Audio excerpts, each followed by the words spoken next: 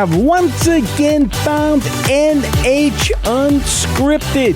Hoist up the John B. Sales, baby. I am your Beach Boys-like host, Ray Dudley. And of course, we're coming to you from the YMCA-like digs of the WKXL studios. Don't snap those towels around here. That hurts. Let's see. We are coming to you, if you have your Sony Walkman handy, break that puppy out. Drag that cassette tape out of it. Turn on the radio portion. Look at the FM band. You'll find us at 1450 or 103.9 FM, and those are Concord-based. 101.9 FM for the beautiful people in Manchester. And yeah, we got a URL. It's nhtalkradio.com. I'll fight you over that one. Oh, I need to thank my sponsor, Lakes Region Fence. We are so grateful to them for sponsoring this show. Matt and the folks up there, they do tremendous work. Look, it's springtime. You know what that means? Easter eggs, new growth, gardens. Take a look out your back porch and look at your fence. Come on. Does it need a little bit of upgrading? Yeah, it probably does. You thinking about putting in a pickleball court? Are you? You might need a fence around that. How about your pool? Huh? Is it like a hazmat situation now? Get a new fence around that puppy. Lakes Region Fence, their website is lrfence.com. If you go out to lrfence.com, there's a button out there. You can get a free estimate. You heard me. Free. We like free. Old people like free. We like free. We like coupons. Yes. So go out there to lrfence.com, and they have pages and pages and pages of photos of the work they've done. Honest to God, they do tremendous, really high-quality work. They don't get their stuff at the big box stores. You know what I'm talking about. It's not going to last. It's all going to warp. It's all going to fade. Yeah. lrfence.com. Go out, talk to Matt and his group, and they'll give you an estimate on a brand new fence. Thank you, Matt. Oh, we love the entertainment industry here. It is our strong suit. However, I may have bit off more than I can chew with today's guest. I might be in over my head. With me in studio is Benjamin Davis, the director of Studio Lab in Derry. Good morning, sir. Good morning. We have a lot to talk about. I have questions galore, which doesn't surprise anybody, I'm sure. Can you give us a brief description of what Studio Lab is, your job there, and a little bit of history of what's going on? Yeah, absolutely. So Studio Lab is a studio space down in Derry. We have several different studios. We have some for film and photography. We have podcast studios, recording studios, just all kind of studios. And really the goal is to be a sort of creative hub. We want creatives to be able to come in and make their project from start to finish there in the space. We're providing the space and the equipment, and everybody else provides the talent. So how long has it been around? Yeah. Let's see. Studio Lab on its own has been around for, I guess we officially opened in November of 2019, which gave us a good few month run before COVID hit. I'm sure we'll talk more about all of that. Yeah. But we started as a live events company. We've been a live events company for about 15 years called Events United, and purchased the building where we're at now and had this space, and we said, let's do studios. We've always wanted to do studios. We've been doing live events. We're doing a lot of music. Let's do a recording studio. The owner, Tim Messina, is really into film. So he's like, let's do film studios. We talk more about why that is too. But yeah, just having the space was amazing. So, we built it out ourselves, and we're able to use a lot of our existing gear to sort of power what's there. So we bought the building, I believe, in 2018, opened in the end of 2019, and have been going strong in various capacities ever since. So I'm not even sure quite how to start, but are you in competition with like Pease Air Force Base down there? They have that big, in Massachusetts, there's a big Is it? No, it's Devon's. Fort Devon's. Yeah, Devon's. Yeah, they have New England studios. Yeah. Yep. So we've had those guys up to come check it out. In some respects, yes. In some respects, no. Yeah. They're very much on a different level of scale than we are, obviously. Our largest studio is about 2,200 square feet. They have 4 studios that are 20,000 square feet. Yeah. So it looks like a it's movie huge, lot. and Yeah. it's amazing, and they're doing some incredible work down there. We're focusing a little bit smaller to start, but it's been amazing to see creative people come out of the woodwork. Part of the reason that we really wanted to build this here, we're all from New Hampshire. The vast majority of the folks that work there, and the owner is too. And we keep getting asked to go down to Mass, because they have tax credits for film and commercials. But part of the reason we really want to be here in New Hampshire is that this is where we grew up. This is where our families are.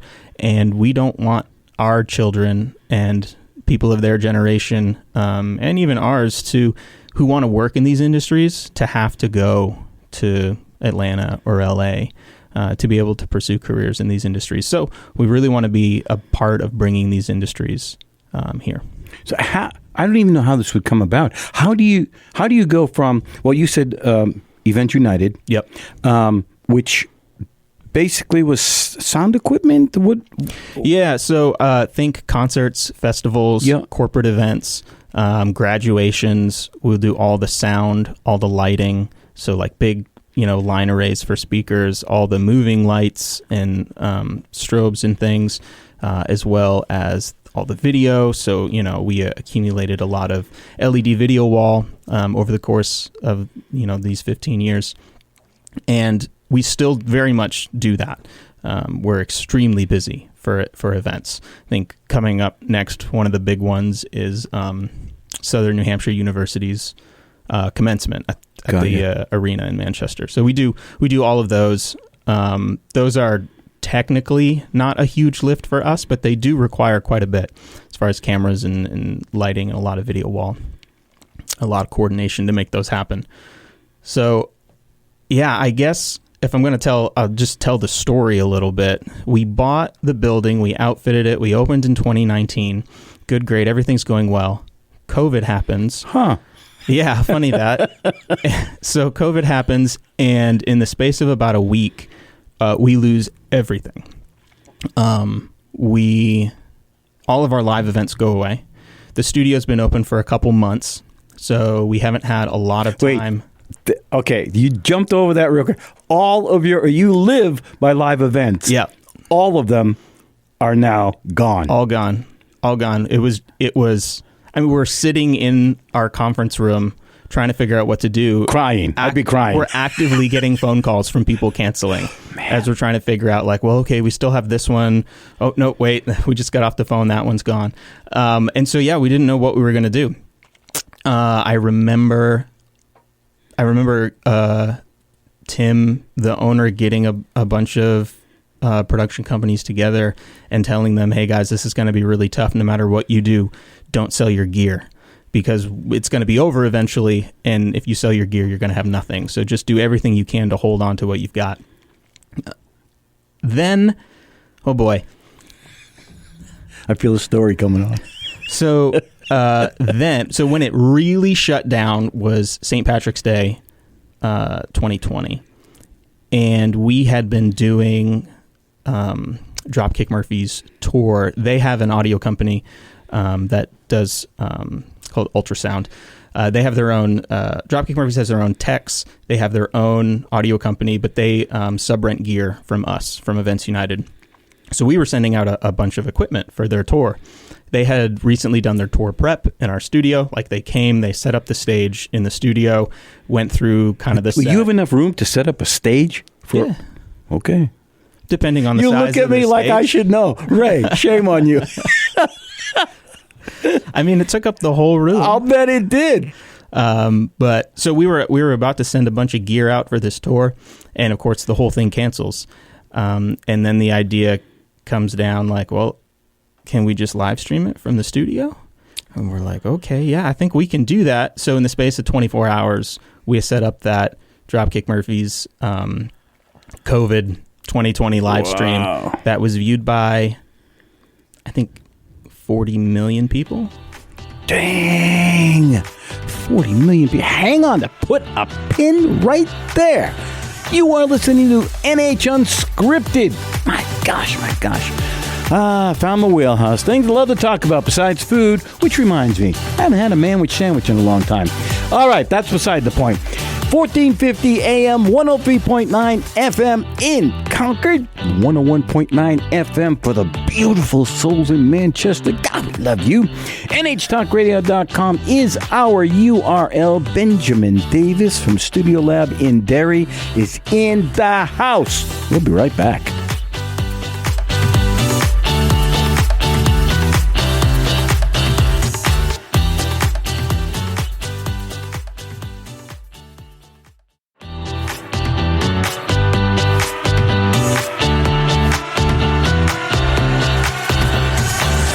In the year 2525, I don't know if NH Unscripted will be around. I have the feeling I won't be.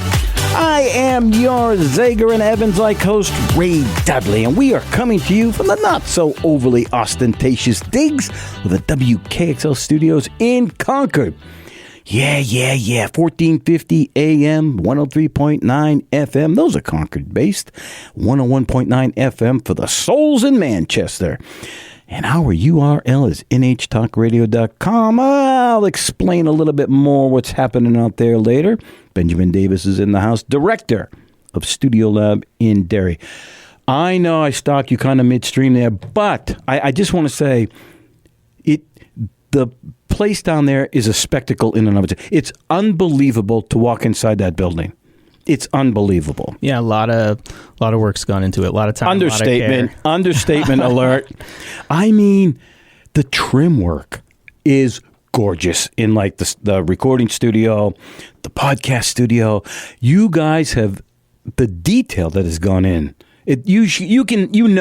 Somebody has a love for what's going on down there. Yeah, absolutely. The woodwork down there is incredible, and it's two different folks, both friends of ours. One is our in-house woodworker Jim, who's done all of that high-end trim that you're looking at. It's all African mahogany because he says it's his favorite wood to cut. Man. So that's what he gets. It's been lovingly touched. I mean, it reeks of beauty. I mean, really.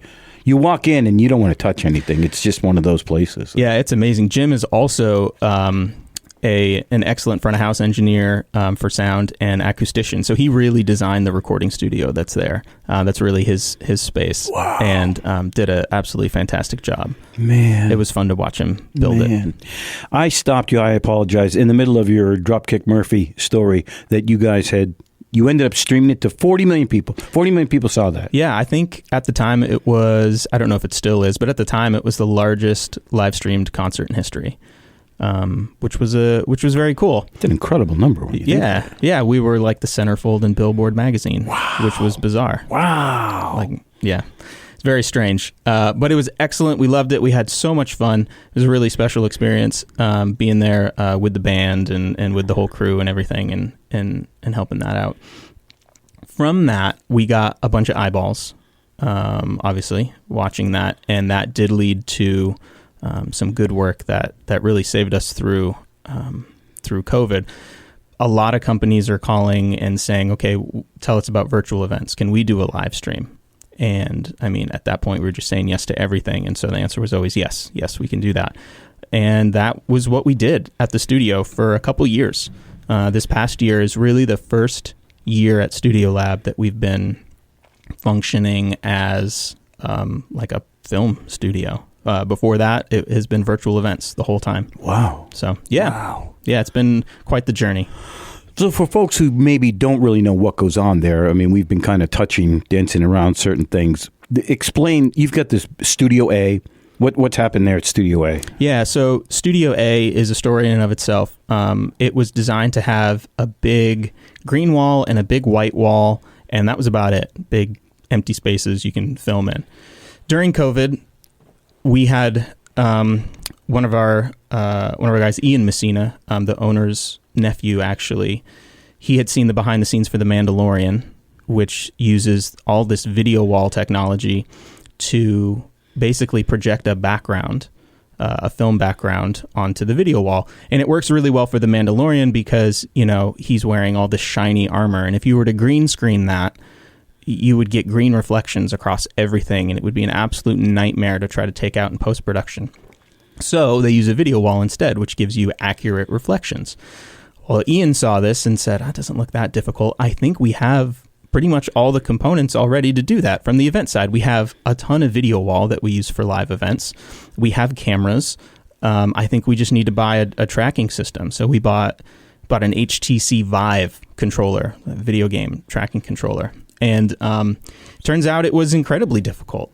Oh, really? Yeah. It was extremely difficult. I didn't expect that. to make it work correctly. But he did. It was mostly Ian Messina and then our lead video engineer, John Martell, who were the guys figuring out how to make this work. And it started small with this Vive controller. Then we upgraded to a more robust tracking system called OptiTrack. Then it's, we're finding the limitations of what we have and then investing in the technology to remove those limitations. And it became a very profitable avenue to invest in that stuff and then to say, hey, look, we can do these things that ILM are doing. It's funny, that's a bragging point right there. That you can do things that come on, without pat yourself on the back. So they're doing this stuff. They're building the tools to some extent to make this happen, right? When you have Disney money, you can have engineers in the back of the room writing the code while you're shooting to make it work. We were not able to do that, but with the tools that were coming out, a lot of big companies were investing in the hardware and software to make this commercially viable. And we were some of the first adopters. It's amazing. We were talking with, manufacturers, and we always feel like we're behind the eight ball, right? We're falling behind. Someone else is going to get there first. And just talking with them, it always feels nice to be like, no, you guys are on the cutting edge. Like you're doing things. No, you are. You're doing things that, not a lot of other people are doing. And a lot of people that are trying aren't able to make it work for whatever reason. So that always feels good. Yeah. So when you want, I hate to just mumble on here, but it is jaw-dropping to think that there's something in our backyard like this. You don't think of New Hampshire as being some like film studio, film lot, movie lot kind of thing. Yeah. But it's right there. I mean, it's in Derry. It's darn impressive, and you don't even know it from outside. You can't tell. I don't even think there's a sign on the place. I had a hard time finding it when I went down for the little cookout you had down there. Yeah, there is a sign, but in your defense, it's in earth tones, much like the rest of the interior of the building, all that nice natural wood. Thank you for bailing me out. Yeah, it doesn't pop quite as much as you might want it to, especially at night. But can you? I want you to give out the URL early in the show. So if you would do that. Studiolab.one. Yeah. ONE. You have to go out there. You have to see their videos, their website. You said you're upgrading your website. Is that correct? Yeah, new website coming soon. I was impressed with the old one. I have seen the design for the new one, and it is very slick. Oh, so man, I can't wait. I cannot wait. But it is special to go out. Of course it would be. Because, you need to go there. So you guys, here we go, rabbit hole.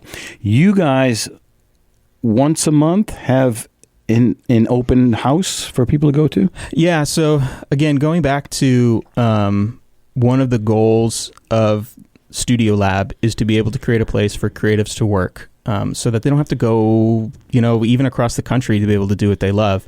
A lot of people are able to find work in Massachusetts, and that's great. But we're also hoping to help build the industry, the film and commercial industry here. So once a month, we have something we call Industry Nights, which is where it's usually the first Thursday of every month, but, keep an eye on socials because that can change. So it's usually the first Thursday of every month, and it's just hey, come get together, meet other people in the industry, see what they're up to. I know a lot of people have, made relationships and traded ideas and worked on projects together because they've become friends. And we hope all of that stuff takes place there. We also try to do, I don't think we've done one without food yet. If it gets too large, maybe we won't be able to support food. Dang, I better get out there soon. But yeah, I think our goal is to feed everybody while you're there. You did a good job when I was there last time.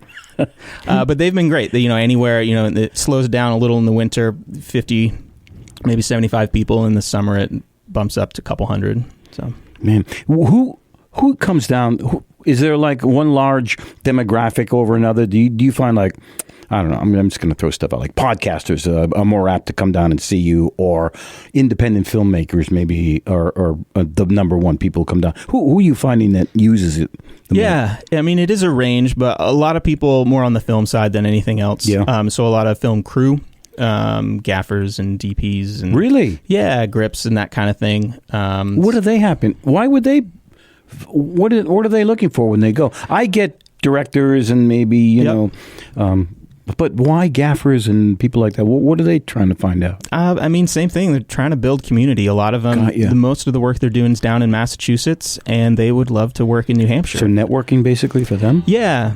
Yep. It's a lot of that. Hang on! Benjamin, we got to put on our dancing shoes and tap our way out. We got to make some money for this station one way or the other. But baby, you just ain't seen nothing yet. You are listening to NH Unscripted. I am your Bachman Turner Overdrive-like host, Ray Dudley. We are coming to you from deep in the bunkers of the WKXL studios in Concord. 1450 AM, 103.9 FM, 101.9 FM for the beautiful souls in Manchester. And our URL is nhtalkradio.com. Do not go there yet. We'll be right back.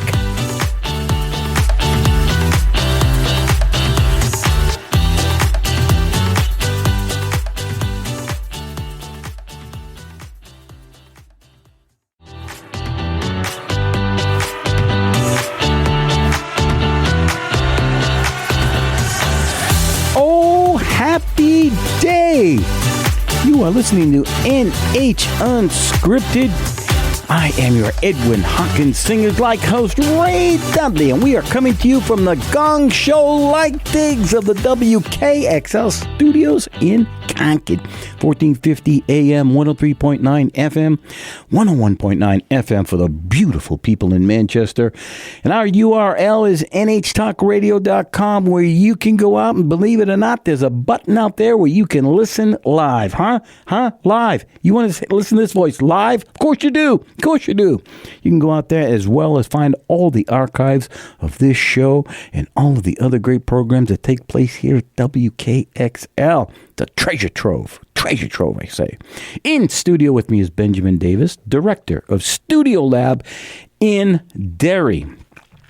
Sir, some of your clients that I noticed on your website, again, I don't know what's wrong with me, but I am stunned to think that little New Hampshire has like these people from like Titleist, Disney, Prime Video.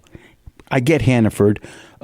You have names out there who I have no idea why they would be walking the streets of New Hampshire to get any help with anything. Talk to me about those A-listers and some of the work you've done and the shoot for Hannaford and all of that goes on with that. Yeah. So as a studio, we're well positioned at sort of an inflection point. The way that a lot of times this stuff works is you have a company like Hannaford, and then Hannaford has an ad agency that they employ, and then that ad agency has a production company that they employ, and then that production company, if they need a studio, they'll look for a studio. So because we're not on the film and commercial side, we're not a production company. We're just a studio. We're not an ad agency. We're just a studio. We can service all of the ad agencies and all of the production companies at the studio. So for something like Hannaford, there was a specific need that came to us that was, okay, they wanted to do their entire year's worth of commercials in a day. What? Yeah. So and it was all seasonal. So they want to do a winter one, a spring one, like an Easter one, and then 2 summers and a fall. What? Yeah. And so they want to do all in different locations. So it would be cost prohibitive to try to shoot all of that. Not only that, but it would be actually impossible. Like you'd have to, plan it a year in advance. Yeah. And shoot it, one at a time. So what we're able to do in the studio is we can say, okay, we can shoot this all in a day because we just changed the background and the foreground elements. So we can shoot in winter, and then 10 minutes later we can be, in summer. And this was an amazing benefit that made total sense to them. They saved a bunch of money by being able to do bunch of money just in one day. Wow. Which makes total sense for us. There's what we do is called virtual production, or LED virtual production, where we have this big video wall that essentially replaces green screen. But it's not perfect for every sort of shoot. Really, there's only 3 main reasons that it really, really works well and you find cost savings. One is what Hannaford expected. They needed to shoot in a bunch of different places in a very small amount of time. So a lot of locations in a small amount of time, this technology works really well. Another thing that Hannaford was able to benefit from is you can go to real places that would be cost prohibitive to otherwise go to. And this is like different seasons, right? They couldn't wait. They couldn't take the time to be able to wait for the different seasons to happen. This is also like, if you wanted to shoot in the Oval Office, obviously you're not going to get there. Right. It might be cost prohibitive to build one, so we can do it virtually. So go a bunch of places really fast, go to places that do exist but would be cost prohibitive to go to. And then the last reason is you need to go someplace fantastical that doesn't exist in the real world. And so we can build that in 3D. Man, oh man. Plus there's the safety issue, right? If you're going to, let's say you end up having to shoot, you think you're going to shoot in winter. You get all those crews driving around in winter in New England. Dude, it's an accident waiting to happen. I know you try. Yeah, right. Your insurance, I can't even imagine what the insurance for that kind of thing would be as well. Yep. You said LED screens. Mm-hmm. You don't think much about LED screens in that. We know, if you watch, I don't know, Marvel or whatever, they're always showing us their green screen stuff. Yep. So your LED screens, how are they separate? What can happen there again that cannot happen on the green screen? Yeah, so The Mandalorian is a prime example, but it applies also a lot to like car commercials and things. Anything where you're going to have reflections. Normally, when you shoot it on green, right, you shoot everything and then you take it into an editor and you key out everything that's that color green. Well, if something's reflecting that color green, you're going to lose it. So not only that, but then when you put an environment in where the green was, it's not going to look right on a reflection. So this is as simple as something like a water glass on a table or eyeglasses that someone is wearing. So what you do, the benefit of the LED panels is that the light is accurate to the environment. And because you're seeing the actual environment behind the subject, you get accurate reflections on cars or armor or a glass of water. Or in the Hannaford example, they had a wine glass, which reflected the environment properly. Filming commercials are kind of interesting, right? Especially product commercials where there are special effects that take place. You see a box hit water and it splashes and all that. You have the facilities to do all that there too? We do, yeah. We can do slow motion work. We have access to a high-speed camera. We have a cinema robot, which is a very cool piece of tech, yeah. So we can do, I don't know if everyone can go out and search for Glambot, which is something that they do on the red carpet a lot of times for celebrities, where they'll do, really fast motion with a high-speed camera, and then you slow it down. It looks really cool. We can do that kind of stuff, and you do it for product photography, so you can get pouring a glass of water, or I think, it was used for Twisted Tea. We did a spot with the robot. That wasn't at our studio, but it was with our robot. We did a spot for 603 Brewery. That was pretty cool. So what does this robot do exactly? Yeah, so it is a manufacturing robot. Yeah. And you basically put a camera on the end of it, and then you can just whip that thing around. And you can do a couple different things. So it can move very fast.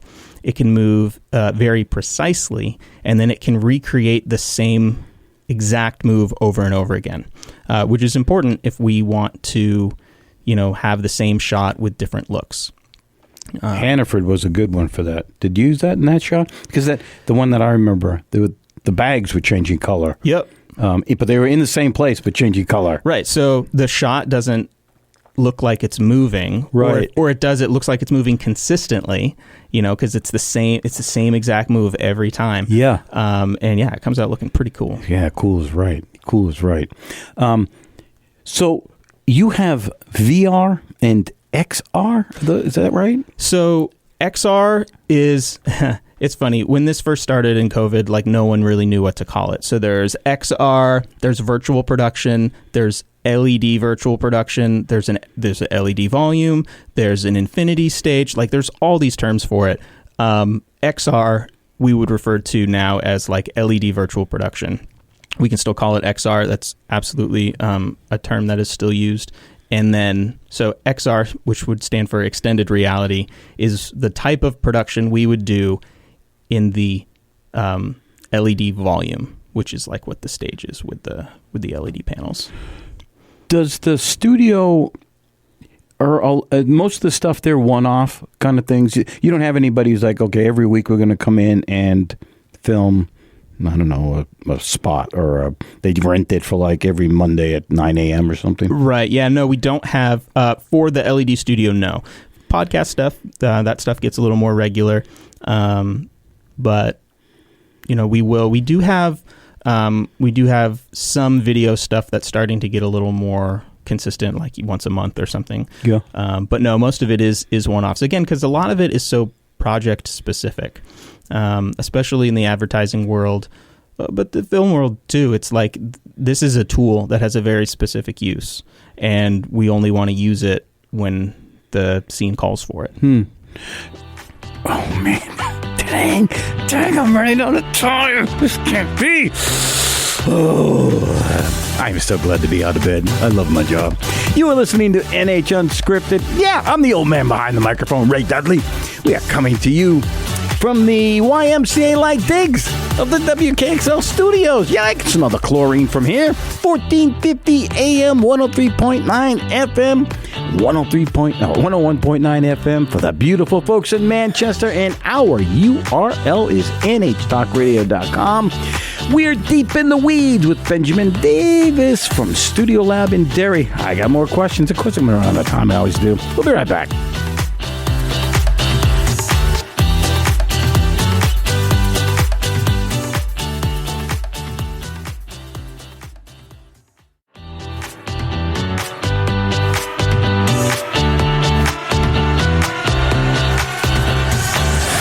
One tin soldier rides away. NH Unscripted is last man standing, and I am your happy to be out of bed host, Ray Dudley, complete with my bunny slippers on.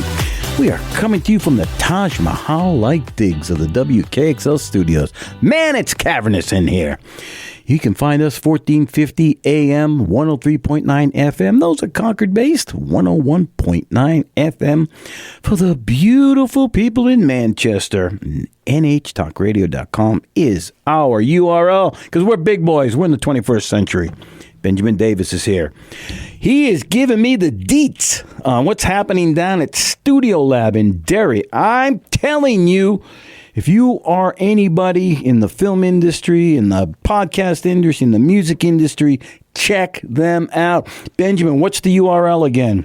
Studiolab.one. Yes. Go there. Not right now. Wait off the show. Then go. Then. I saw on your website companies like Titleist you've done work for, Prime Video you've done work for, Disney you've done work for. Why in the world with a company like Disney, who obviously has their own in-house studios, why in the world would they approach you in New Hampshire? It's an excellent question. Thank you. In fact, when they called, I more or less asked them the same question. Yeah. You guys built this stuff. You came up with how this works. Why are you calling us? And our reputation precedes us in some of these circles, which is really amazing. I don't know how much I can say about the Disney stuff, but I can say that we're on a list of preferred vendors, studio vendors for them, for doing this sort of LED volume virtual production work. We are the only LED volume north of New York, with a caveat. There is one that is owned by an agency, so it's theirs. I don't know how much they rent it out to others. So I think we're the only one that would be publicly available north of New York City. How are people finding you? I mean, honestly, I had a friend who told me about you. That's the only way I found out. Yeah.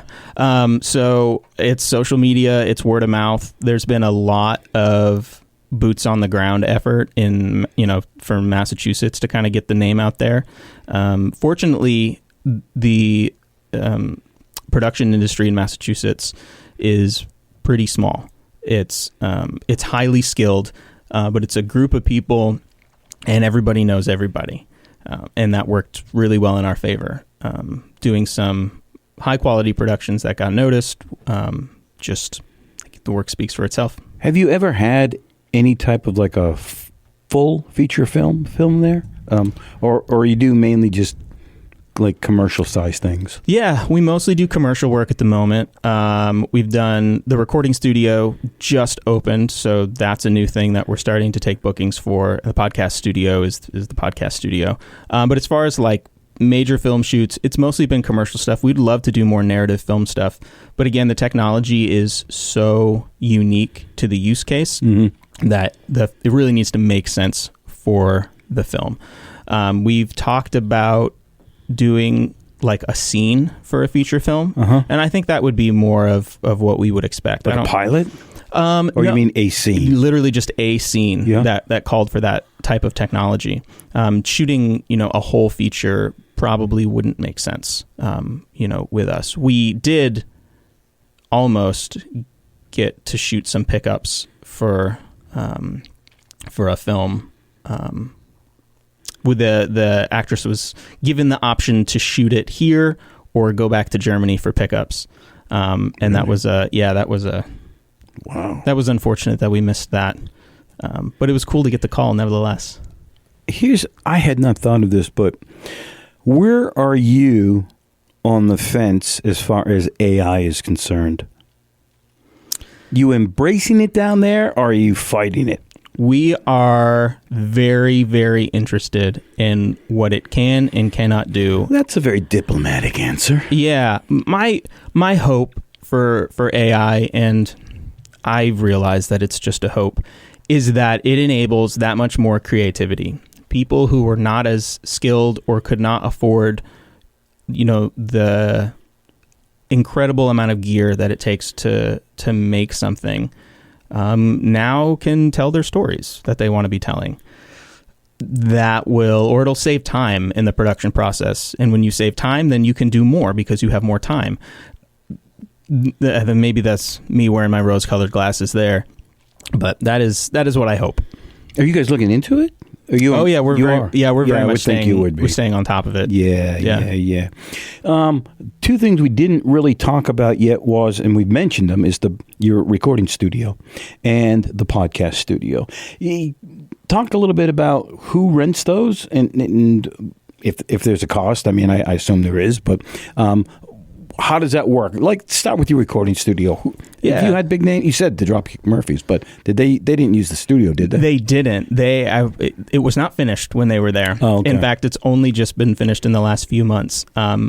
So it'd be great to have them back up and do some recording there. I know they had expressed interest at the time.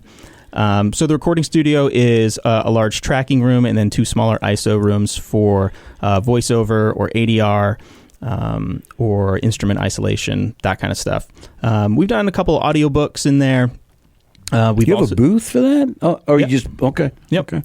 Yeah, and then everything pipes into a control room that's there, which is Dolby Atmos certified, which is another thing. I think we're the only one north of New York is a Dolby Atmos studio. You've heard of 5.1 surround sound. Yes. This is a 7.1.4. Man, I don't even know what that means. At that Yeah, point. so it's like 7 speakers around the room, 1 subwoofer, and then 4 like little satellites up, Mother of God. up in the ceiling. And this is a very cool place to watch a movie in. I will say. You know, when you say recording studio, of course, I'm getting up there in age. And so when I hear the term, I'm thinking those dumps out in California from the 70s, you know, they're all doing LSD and getting high and just banging things together. Your studio is nothing like that. It's gorgeous. Gorgeous. I mean, seriously, to walk in there is like taking a trip into some land you've never been before. It's pristine. I mean, you walk around, it's like, I walk around like on eggshells. It's gorgeous. Yeah, it's the experience of those, sort of like the hospitality experience of those coming into the building, is something we take a lot of pride in. We want everyone to be super comfortable, have a really great time, and yeah, just be in. Well, you have green rooms and everything too, right? For people to come in. Yeah. Dressing room, showers and stuff. Yeah, it's all really nice. I live like over an hour away from the studio, and I make the trek in. Yeah. And I like love where I live, but I love where I work. I'm surprised you're not living there. Honest to God. Honest to God. So now talk about your podcast studio. It's beautiful too, as well. Oh, thank you. Yeah, so the podcast studio, it's a pretty simple setup. Yep. It's 4 really high-end microphones from Earthworks Audio, who are right here in New Hampshire. I pass them on my way to work. They're just in Milford, and they make some of the best microphones in the world. I didn't know that. Yeah, check them out. They're incredible.